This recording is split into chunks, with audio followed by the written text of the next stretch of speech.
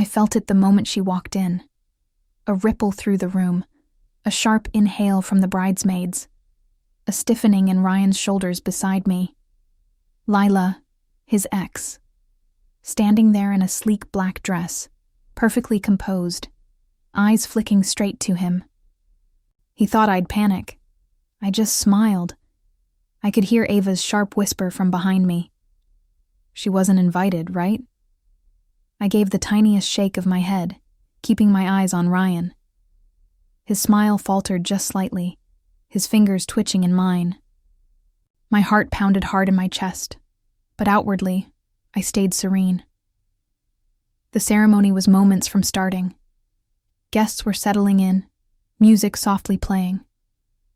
And there was Lila, slipping gracefully into a seat near the front, crossing her legs like she owned the moment.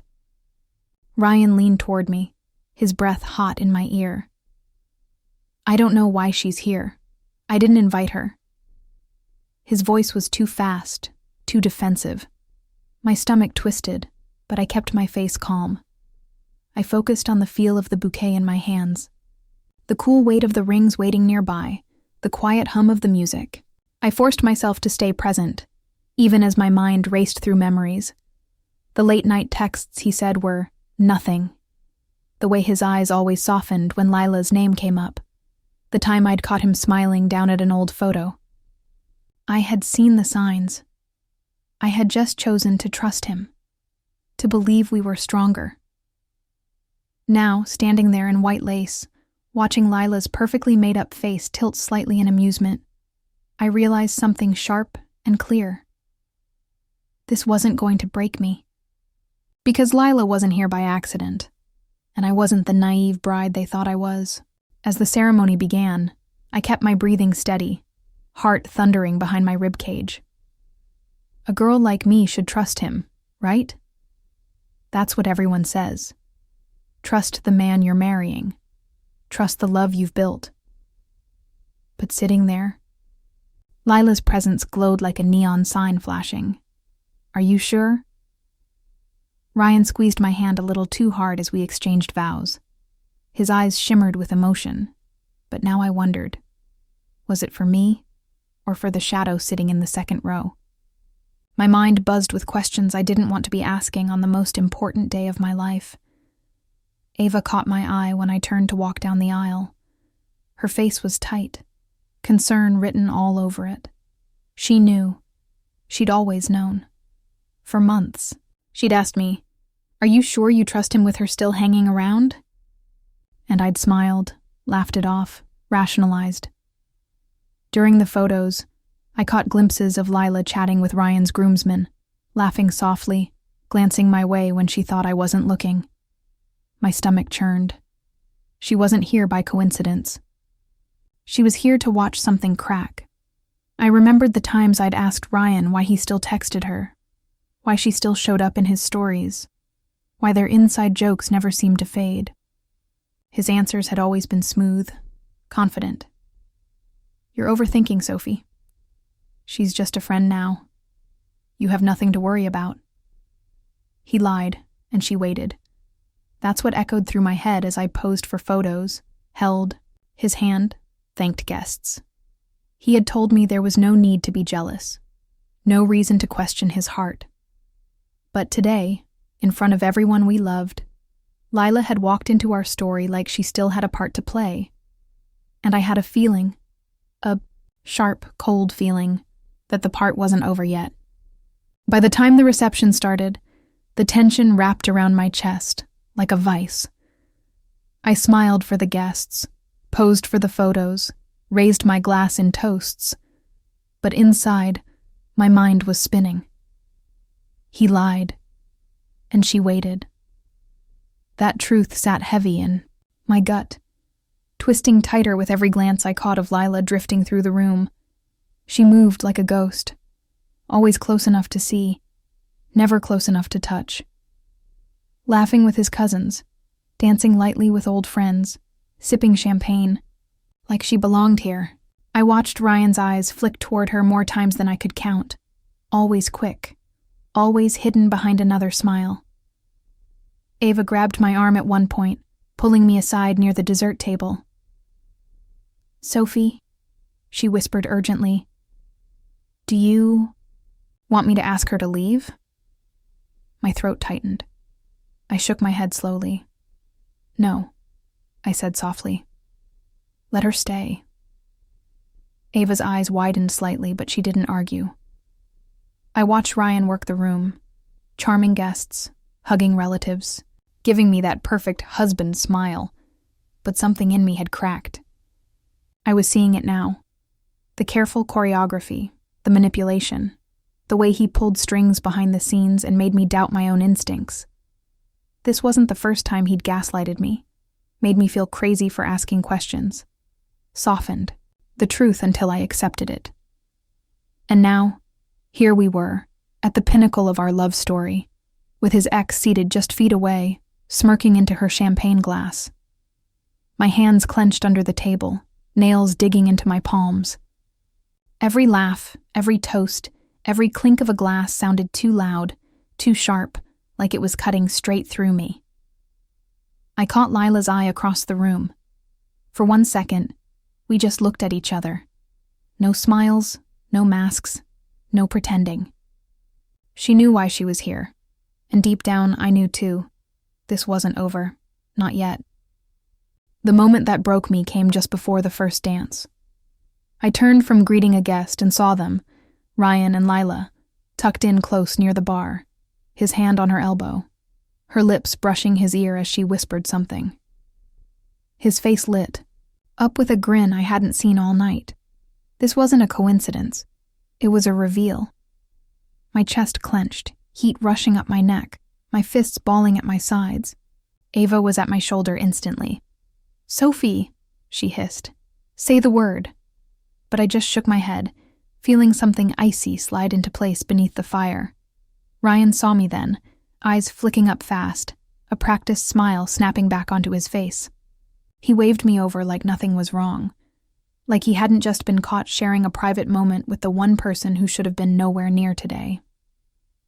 I walked toward him slowly, forcing a smile, hearing the music swell behind me as people called us to the dance floor. He leaned in, voice low. "You okay, babe?" My throat tightened, but I managed a small nod. Perfect. Inside, though, I was shattering. The betrayal, the exposure, the humiliation of having all these people, friends, family, strangers, watching me play the fool, watching me stand beside a man who had never truly let go of someone else. As we danced, Ryan's arms wrapped tightly around me, spinning me under the lights. I could feel his fingers press possessively against my back, his mouth brushing my temple. But all I could see was Lila's face across the room, soft with something between pity and triumph. I thought back to all the warnings I'd ignored, the uneasy feelings I'd buried, the conversations Ava had pushed me to have. I thought about the countless little lies Ryan had told, the ways he'd made me question myself, the emotional abuse dressed up as romance. And somewhere in the middle of that dance, somewhere between the heartbreak and the fury, a sharp, clear decision took shape. I wasn't going to collapse. I wasn't going to cry. I was going to end this. On my terms. That night, after the dancing and the speeches, I found myself alone in the bridal suite, staring at my reflection in the mirror.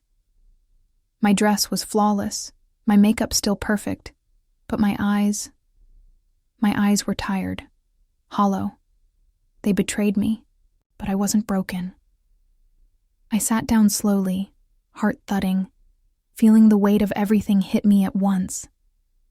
The months of gaslighting, the subtle manipulation, the excuses Ryan had spun so easily, the way he'd positioned me as insecure every time I asked about Lila, as if I were the problem for noticing. My phone buzzed. "Ava, come down, everyone's looking for you." I set it aside, taking a long, slow breath. I wasn't ready to face the crowd yet, not until I decided what kind of woman I wanted to be when I walked back into that room. I remembered a conversation with Lena, months ago, when she warned me. "Sophie, you're stronger than you think, but you keep letting him dim you." And I had laughed, waved it off, called her dramatic. But sitting here now, I realized she was right. I let Ryan dictate the rules.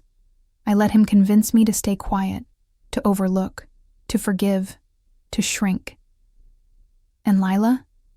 She had been a tool in his game, a lingering presence he'd never fully let go, a test I kept failing because I thought loyalty meant patience. But now, the clarity was sharp, clean, undeniable. I didn't need his explanations. I didn't need his promises. I didn't even need his apologies. I needed to make a decision. I stood slowly, smoothing the fabric of my gown, heart steadying. There was one more thing I had to do before the night ended. One quiet, precise move to close this chapter with the dignity they never expected from me. Because they thought they were in control. But the truth was, they'd handed me all the power the moment they underestimated me. I walked back down to the ballroom, my heels clicking softly on the marble, every step measured and calm. That was the moment everything changed. I wasn't the girl hoping for his attention anymore. I wasn't the bride trying to hold the pieces together. I found Lila first. She was standing near the dessert table, laughing softly with one of Ryan's friends, a glass of champagne in hand. When she saw me approaching, her smile twitched, not quite fading, but not quite confident anymore.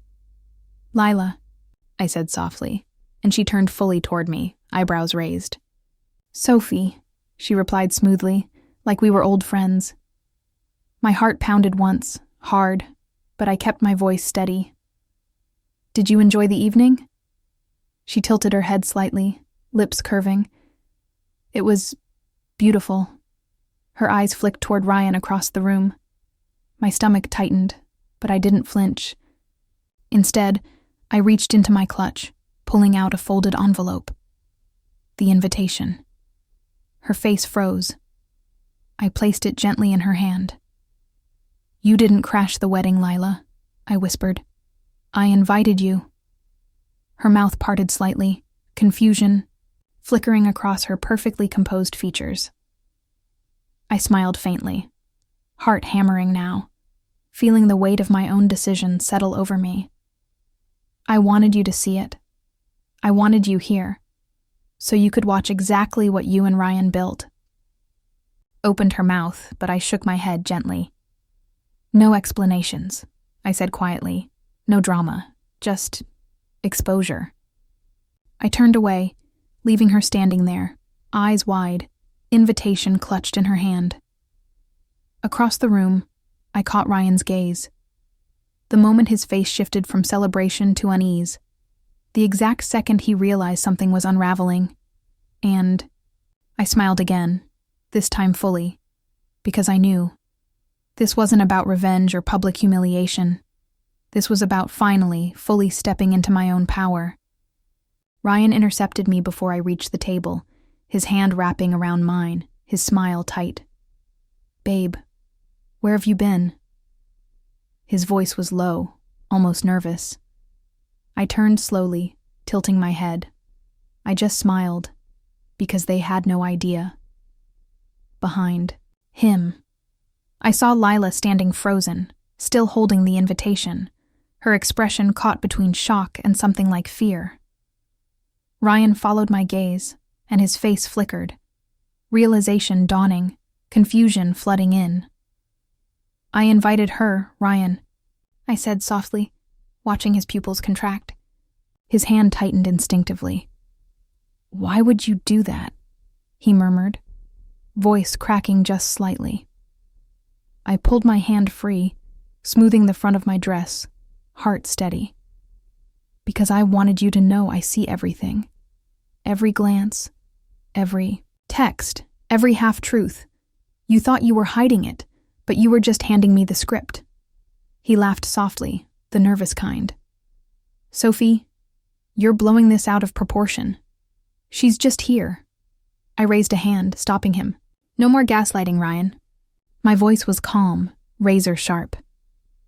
Not tonight. The people closest to us had started watching, sensing the tension. Ava hovered nearby, her eyes blazing with fierce pride and worry. I felt her presence like a shield behind me, like a reminder. I wasn't alone. Ryan's face twisted, desperation creeping in now. Sophie, we can talk about this later. I smiled again, shaking my head. No, Ryan. You and I are done talking. I walked away slowly, feeling the weight of the room shift, feeling the balance of power slide entirely into my hands. I wasn't the girl begging to be chosen. I wasn't the woman waiting to be prioritized. I was the woman who had just ended the game, on her terms. That night, I sat alone on Ava's balcony, wedding dress folded over a chair, hair unpinned, makeup smudged just slightly. My phone buzzed over and over. Ryan, Lila, people from the wedding. I set it face down and took a long, slow breath. They lost me, and I found myself. Ava came outside quietly, wrapping a blanket around my shoulders. She didn't say anything at first. She just sat beside me, letting the silence settle. Finally, I whispered, I thought today would break. Me. My voice cracked slightly. But it didn't. She squeezed my hand gently. Because you didn't let it. And she was right. I could have screamed, confronted, caused a scene. But instead, I had chosen something quieter. Something sharper. I had shown them I knew. And then I had walked away. I thought back on all the moments I had doubted myself, all the times Ryan had smoothed over concerns with half smiles and soft words. I remembered the gaslighting, the emotional abuse disguised as charm, and I felt something new rise in me, not anger, not heartbreak, but relief. They could have each other. Ryan could keep his patterns, his manipulations. Lila could hold on to the fantasy, but none of it involved me anymore. I pulled the blanket tighter, staring out over the city lights.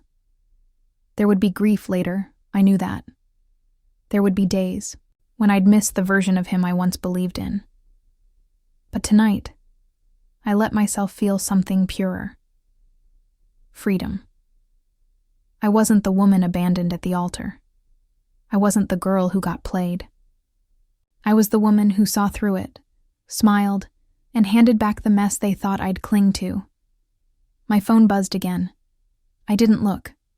I didn't need to, because tonight wasn't about them. Tonight was about me. Standing up, walking out, and stepping into the life I was always meant to claim.